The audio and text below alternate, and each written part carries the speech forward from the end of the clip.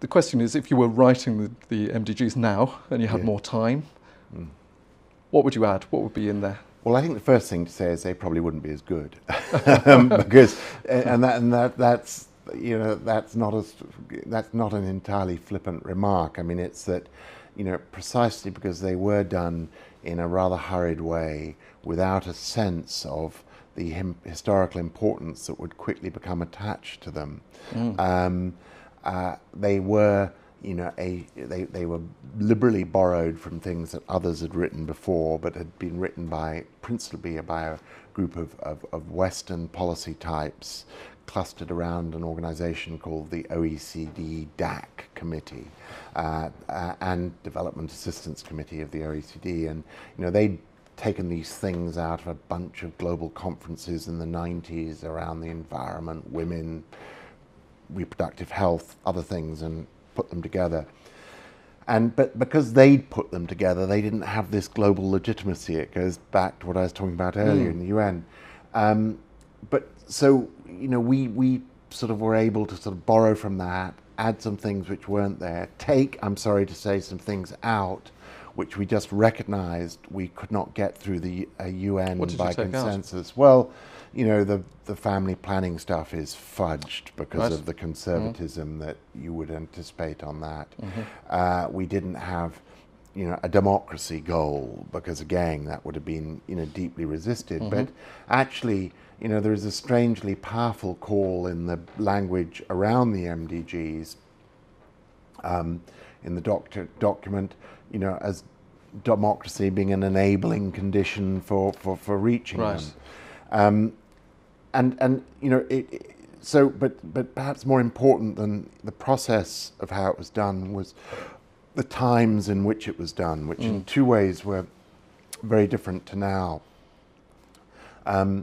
The good thing about 2000 was it was a moment of great optimism about the world and the coming millennium. It was before 9/11 and Iraq. It was after the collapse of the Berlin Wall.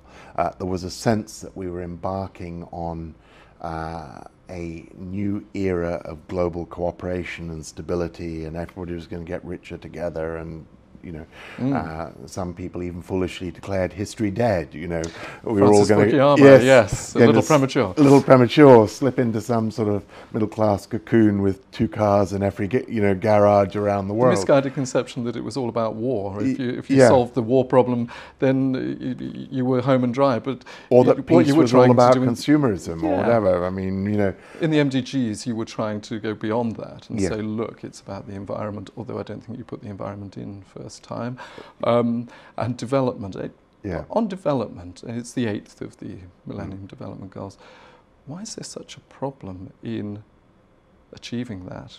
And the goals, to make it explicit, is to develop a global partnership for development. Well, you know, I mean, it was a weak goal because, you know, while President Bush, personally, the US president at the time, was rather keen on these goals for a strange reasons of his own, actually genuine personal philanthropy and care about these kinds of issues, but also some political stuff that the conference to organize the funding of the goals took place in Mexico, and he felt that he'd, you know, rather let Mexico down because he'd been preoccupied by other issues since becoming president, and he was, you know, in the same way that President Obama is now about a tilt to Asia, President Bush on election had been about a tilt to Latin America and Mexico. And so, you know, for all sorts of local and personal reasons, you know, he was rather in favor, but many in his administration were not. And Goal 8,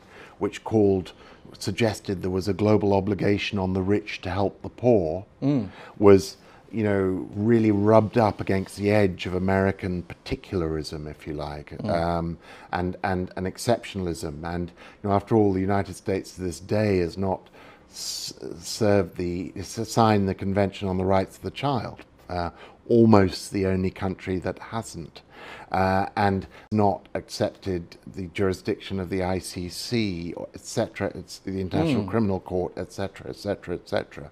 So, you know, there were problems getting a stronger Goal 8, but you know, I hope this time that will be easier, and that's where the world is going to be easier this time round, that there's a lot more agreement about development and what makes for successful development, and, you know, the need for collaboration around issues of global trade and global intellectual property and global laws and frameworks. That all seems to have taken off in Asia. I mean, Asia seems to be a relatively economic success story, and particularly China, India, and it's been instrumental in meeting the first of the development goals to half, you know, extreme poverty. But Africa's the problem. And I'm just wondering whether the private sector's put off by political risk in Africa, or what the issue is. Well, look, I mean, first, you know, you're right. I mean, Africa's MDG problems remain huge, because it's the only continent in the world whose population will double by 2050 from 1 billion to 2 billion. But, you know, until this point, there have actually been more very poor people in India than the whole of sub-Saharan Africa, because, you know, that's a matter of size. And, you know, the actual MDG performance in Africa has been much more varied, with much more good news than the popular myth allows.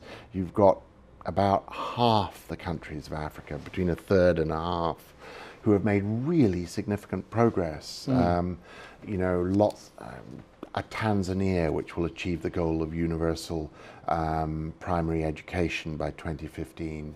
A lot of others which will have halved poverty, actually, believe it or not. And so, you know, it's a much more significant success story, even though it's patchy, than people believe. But you're right, I mean, this sort of myth of problem Africa has hung heavily over the kind of private investment which could help move things forward. That, though, is really dramatically changing.